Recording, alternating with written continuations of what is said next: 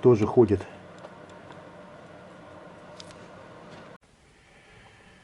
Всем привет! Бывает, что двигатель работает шумно, звук напоминает работу дизеля. Чаще всего это происходит из-за стука гидрокомпенсаторов. Почему стучат гидрокомпенсаторы? Ну, самая распространенная причина – это недостаточное давление моторного масла. Так что первое, что нужно сделать, это нужно проверить давление масла механическим манометром.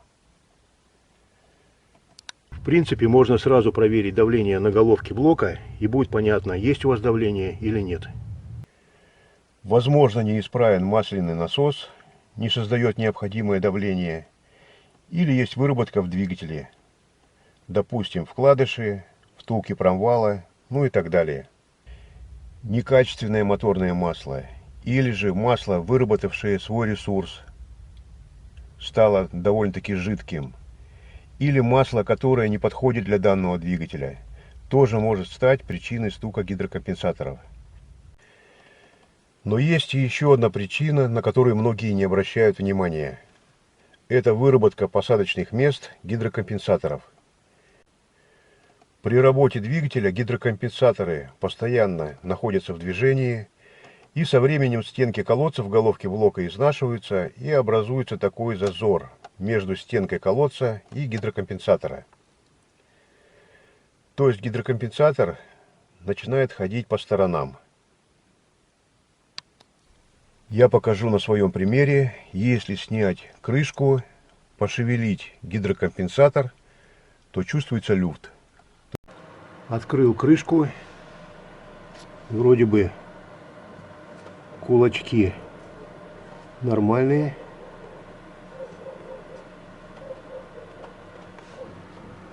Вроде бы все нормально.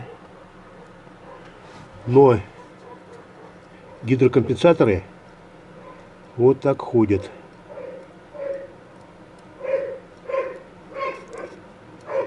Есть у них люфт.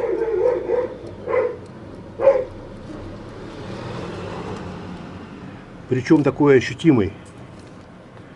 Вот тоже ходит. Вот. Думаю, видно.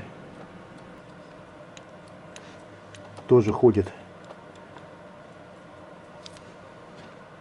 Продаются гидрокомпенсаторы немножко большего размера, специально ремонтные. Может, надо ремонтные поставить. То есть гидрокомпенсатор ходит из стороны в сторону. Вдобавок к этому масло хуже закачивается в гидрокомпенсатор, так как часть масла выходит через этот зазор. Его быстрее оттуда выдавливает. Конечно, небольшой износ допустимый, это нормально. Но чем больше износ, чем больше люфт, тем сильнее будут стучать гидрокомпенсаторы. Когда совсем уже критическая выработка, то обычно меняют головку блока. Или же высверливают колодцы, посадочные места, делают больший диаметр и вставляют втулки. Есть еще один народный способ, который некоторые используют, это накернить вокруг колодца. Обстукивают вокруг колодца, посадочного места. В верхней части зазор немного уменьшается, ну и шум пропадает. Пишите комментарии, ставьте лайк, если видео было полезным.